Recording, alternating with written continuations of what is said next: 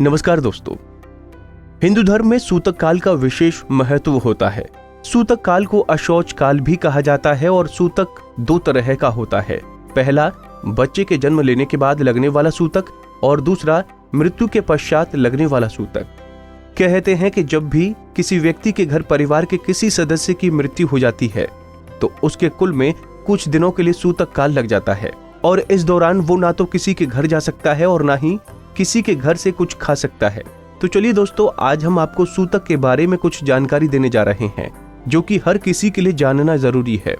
दोस्तों, शास्त्रों में बताया गया है कि ब्राह्मण को 10 दिन का, क्षत्रियो को 12 दिन का, वैश्य को 15 दिन का और शूद्र को 1 महीने का सूतक लगता है।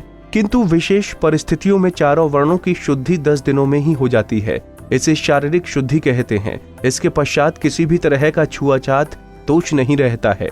जानकारी के लिए बता दें कि परिवार में देवताओं की पूजा आराधना इसके बाद ही की जाती है, जिसमें स्थित सर्वप्रथम भगवान विष्णु की पूजा, फिर सत्यनारायण कथा का श्रवण अनिवार्य रूप से किया जाता है। किसी कारणवश सूतक काल 10 दिनों के अंदर परिवार के किसी और सदस्य की मृत्यु हो जाए तो पहले सदस्य की मृत्यु तिथि के अनुसार ही दूसरे सदस्य के सूतक का भी समापन हो जाता है। शास्त्रों के अनुसार पहले से लगा हुआ सूतक 10वें दिन की रात्रि के 3 प्रहर, अगर किसी की भी मृत्यु हो तो पहले के 10 दिन के अतिरिक्त 2 दिन तक का ही सूतक लगेगा। यदि 10वें दिन के चौथे प्रहर तक में भी परिवार के किसी सदस्य की मृत्यु हो तो 3 दिनों का अतिरिक्त सूतक रहेगा। किंतु क्रियाकर्म करने वाले व्यक्ति के लिए यह सूतक 10 दिनों के लिए ही मान्य होगा। कुल के अन्य सदस्य सूतक दोष से मुक्त हो जाएंगे। कहते हैं कि पिता की मृत्यु के पश्चात यदि 10 दिनों के अंदर माता की भी मृत्यु हो जाए तो सूतक 1.5 दिनों के लिए और बढ़ जाएगा। यदि माता की मृत्यु के 10 दिनों के अंतराल में पिता की भी मृत्यु हो जाए तो पिता की मृत्यु के दिनों से पूरे 10 दिनों तक सूतक काल माना जाता है। कहते हैं कि किसी कारणवश मृत्यु दिवस के दिन दाह संस्कार न हो सके तब भी मृत्यु दिवस के दिन से ही सूतक काल को गिना जाएगा।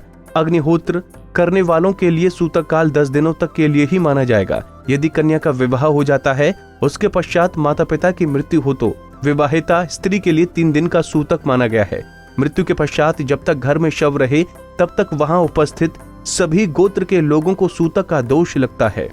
यदि कोई भी व्यक्ति किसी और जाति के व्यक्ति को कंधा देता है या उसके घर में रहता है, वहां भोजन करता है तो उसके लिए भी सूतक काल 10 दिनों तक के लिए मान्य होगा। कोई भी व्यक्ति यदि केवल शव को कंधा देने के लिए होते हैं तो उनके लिए सूतक काल 1 दिन के लिए ही मान्य होगा। दाह संस्कार यदि दिन के समय ही संपन्न हो जाए तो शव यात्रा में शामिल होने वाले लोगों को सूर्यास्त के पश्चात सूतक दोष नहीं लगता।